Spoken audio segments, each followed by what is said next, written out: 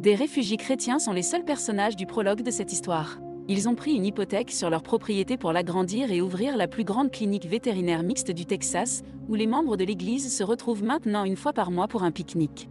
C'est une famille unie, heureuse et pleine de foi.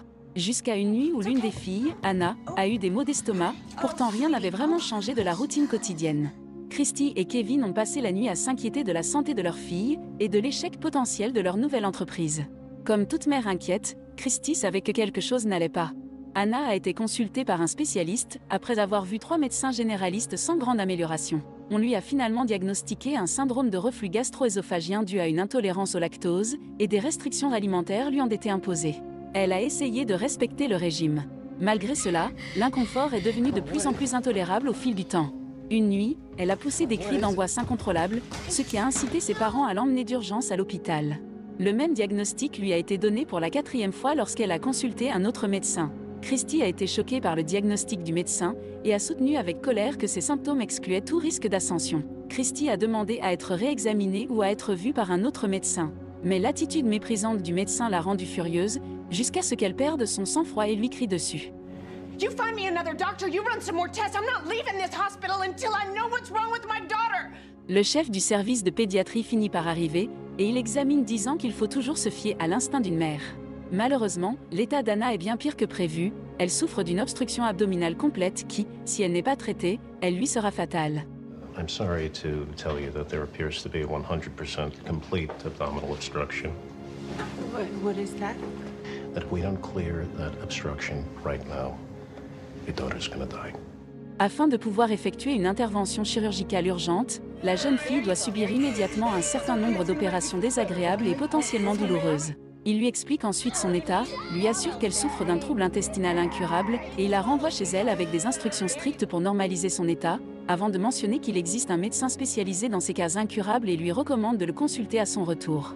La routine de la famille change lorsqu'elle apprend l'état de santé d'Anna, qui malgré son apparence fragile, va bien que son ventre continue de grossir anormalement. En raison de l'énorme demande pour les services du spécialiste, Christy ne parvient pas à obtenir un rendez-vous avec lui dans les prochains jours. Plus elle apprend que son temps est compté, plus elle est désespérée. Malgré les prières constantes de l'église pour Christy, elle perd la foi. Are you there? Do you even hear me? 'Cause I don't hear you. Pour l'aider à se détendre et à profiter à nouveau de la vie, Kevin lui fait la surprise d'un chien qu'il nomme Napoléon, ce qui la rend folle de joie. Christy est frustrée car cela ajoute du travail supplémentaire à son assiette, et la situation ne fait qu'empirer au fil de la journée. Kevin et Christy se disputent souvent, au point que Christy ne se sent pas à l'aise pour aller à l'église. Sa sœur aînée, témoin de tout ce qui se passe, est malheureuse et a peur pour elle. Elle prie Dieu pour qu'Anna se rétablisse complètement. I prayed that Anna would get better, that we could play soccer again like we used to. Mais au lieu de cela, son état empire. Ils ne peuvent donc pas rester sans rien faire. Ils décident donc d'emmener Anna à Boston sans prendre de rendez-vous. Le médecin, comme prévu, refuse de la voir sans rendez-vous préalable.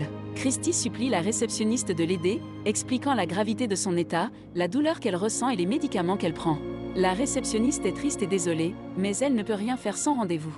Look, Anna's always played soccer. When she was little, we used to call her Monkey. Out of nowhere, she just got sick. And nobody knew what it was. And they told me, oh, she's lactose intolerant. She has acid reflux. It's an infection. And I knew it wasn't. I'm her mother. And I just knew it was something bad. I'm not sure Anna can wait much longer. Elle peut ressentir sa tristesse et son chagrin. Après le départ de Christy, elle se rend dans un restaurant où elle rencontre Angela, une gentille hôtesse de l'air qui, apprenant qu'elles ne sont pas de la région, leur propose de leur faire découvrir la ville en leur offrant une visite guidée. La jeune fille est si enthousiaste à cette idée qu'elle supplie sa mère de rester quelques jours. De plus, la visite est un grand succès, ce qui signifie que le concept est fantastique dans son ensemble. L'exemple le plus marquant est la visite d'Anna à l'aquarium. Christy reçoit un appel téléphonique à l'improviste. Une confirmation d'un rendez-vous pour le lendemain dans le cabinet du docteur Nurko. Christy a ressenti une renaissance de sa foi et de son optimisme. Le docteur Nurko est un pédiatre unique en son genre qui entretient un rapport particulier avec ses jeunes patients en utilisant ses blagues et ses farces. Ils oublient qu'ils sont censés être là jusqu'à ce qu'il en ait fini avec eux. Oh, merci. Oh, parlez-vous français? Oh là là, fondue, croissant, foie gras, mardi gras. S'il vous plaît, Marie, mademoiselle. Cependant, lors d'une conversation avec Christy, il devient évident que le docteur a perdu une partie de son charme. Il affirme qu'il est vraiment sérieux, avec beaucoup de maladresse, il utilise des images pour expliquer le blocage incurable présenté dans le cas d'Anna. On voit également dans quelle mesure la douleur et l'obstruction peuvent être atténuées par des médicaments très puissants, mais pas forcément guéris. However, there's potential side effects. Headaches, diarrhea, swelling, and some that are more dangerous like cardiac arrhythmia. Après la période initiale de traitement de 6 mois, vous devez l'emmener pour un nouvel examen afin de vous assurer qu'il n'y a pas eu de réaction négative aux médicaments. Christy ne peut même pas prier car elle a perdu tout espoir. Cette femme est mariée à un homme qui la comprend. Bien que Kevin et sa famille ne soient pas dans la meilleure des situations financières, ils trouvent toujours le moyen de s'assurer qu'Anna se rende à toutes ses visites chez le médecin. Christy est consciente de sa rancune envers Dieu. Bien que le pasteur ait essayé d'intervenir en sa faveur pour tenter de la faire revenir à l'église, elle a refusé de revenir. What can I say or do to help you come back? Well, you could tell me why a loving God would let Annabelle suffer the way she has. Plusieurs mois plus tard, lors de l'une des rencontres d'Anna avec le docteur Nurko, elle se présente avec des vomis verts et accepte de subir d'autres tests pour surveiller son état. Une fois l'urgence passée, elle est autorisée à rentrer chez elle. Là, elle se lie d'amitié avec sa camarade de chambre en phase terminale. Cette dernière se rend compte qu'Anna a une forte croyance en Dieu et n'a pas peur de la mort. Why do you want the cross with you? It's just like a reminder. Of what? That Jesus is with me. Do you think he's with me too? Of course he is. Plus tard, elle ajoute un pendentif en forme de croix à son cou. Cette nuit-là, Anna hurle à l'agonie car les antidouleurs n'ont pas fait effet. La pauvre jeune fillette est épuisée et prête à rentrer chez elle. Elle se met à pleurer et dit à sa mère qu'elle veut mourir pour aller au paradis, où il n'y a pas de souffrance. I wouldn't die.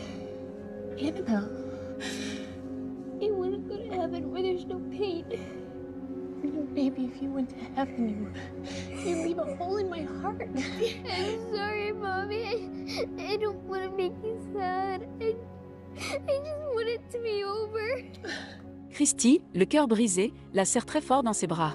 Le lendemain, Anna est très en colère. Kevin et les filles prévoient un voyage pour Boston, mais ils rencontrent des problèmes financiers à l'aéroport.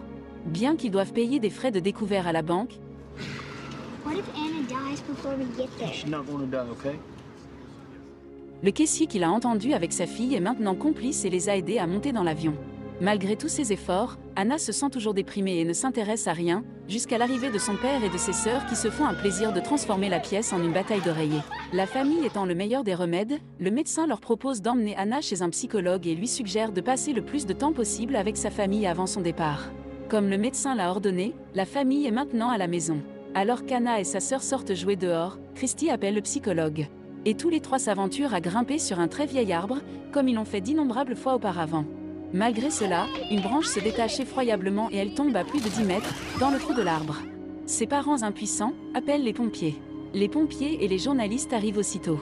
Cela fait 3 heures et ils n'ont toujours pas réussi à la faire sortir. Elle est apparemment morte après s'être cognée la tête, et ne réagit pas quand on l'appelle. Christy implore Dieu de lui épargner la douleur et la souffrance au pied de l'arbre, pendant que les pompiers luttent pour la faire sortir. Le plan des pompiers fonctionne après plusieurs heures. En tout cas, elle est toujours en vie, bien qu'inconsciente. Elle a été envoyée à l'hôpital le plus proche pour y être soignée. Le médecin traitant a été choqué que ses blessures se limitent à des écorchures et des éraflures superficielles. Compte tenu de la gravité de la chute, l'absence apparente de blessures, notamment d'ecchymoses et de fractures, est un véritable miracle. Au cours d'une semaine typique à la maison, Christy se rend compte qu'elle n'a plus besoin de médicaments car Anna n'a plus mal, elle peut jouer normalement et son ventre est redevenu normal. Il lui est arrivé quelque chose d'inhabituel lorsqu'elle est tombée dans le trou de l'arbre, dit-elle à ses parents. Après que tout soit devenu noir, elle dit que son esprit est sorti d'elle. Ce qui était encore plus étrange, c'est qu'elle regardait son propre corps. Cependant, le magnifique papillon a prouvé qu'elle n'était pas là. Au début, elle n'avait aucune idée de l'endroit où elle se trouvait, mais elle se sentait parfaitement en sécurité. Quel beau jardin! Puis elle a écouté Dieu alors qu'elle s'élevait au-dessus des nuages. Elle envisagea de rester, mais Dieu l'informa qu'elle devrait repartir, promettant que tout irait bien quand elle le ferait. Comme il pense qu'elle ne dit pas la vérité, il décide de ne rien dire à personne pour l'instant. Pour vérifier les dires de sa fille, Christy la ramène à Boston, où le docteur Nurko est choqué de voir que tout fonctionne parfaitement. Il ne comprend pas comment une maladie incurable peut se guérir d'elle-même, alors il cherche une explication scientifique. Le docteur comprend qu'il s'agit d'un miracle et qu'il ne la reverra plus jamais, alors il lui dit tristement adieu. La famille dit ensuite au revoir à Angela et lui exprime sa gratitude pour tout ce qu'elle a fait pour Anna et sa mère. Dans un laps de temps raisonnable, son calvaire a été largement couvert par les médias. Christy, sa foi retrouvée, fait un récit émouvant de l'événement devant les caméras de l'église. Elle conclut en expliquant que les miracles résident dans l'amour, que Dieu est amour et que l'amour est pardon. Et que les miracles peuvent se produire de la manière la plus étrange qui soit, par exemple grâce à des personnes qui se trouvent par hasard sur notre chemin, ou à des amis qui nous soutiennent quoi qu'il arrive. Nous apprenons de Dieu que nous ne sommes jamais vraiment seuls. Certaines personnes n'ont toujours pas fait confiance à Christy lorsqu'elle a dit qu'Anna était gravement malade, et c'est normal. Cependant, grâce à la confiance et à la paix qu'Anna a apportée à sa fille mourante, il a pu transformer les derniers jours de sa fille, et elle a fini heureuse dans l'amour de Dieu. Il a fait le voyage depuis Boston pour voir Anna et sa mère, et leur exprimer sa gratitude pour le temps et les soins qu'elles ont consacrés à sa fille. Christy a également exprimé sa gratitude pour sa présence. Une prière de remerciement à Dieu a été prononcée avant la soirée pizza tant attendue. Il a été loué pour le délicieux repas, pour le temps passé ensemble et pour tout ce qu'il est. Aujourd'hui, il considère chaque jour comme un miracle, car d'une certaine manière, c'en est un. N'oubliez pas de liker nos vidéos, de partager vos impressions sur le film et de vous abonner pour recevoir le prochain film épique en miniature.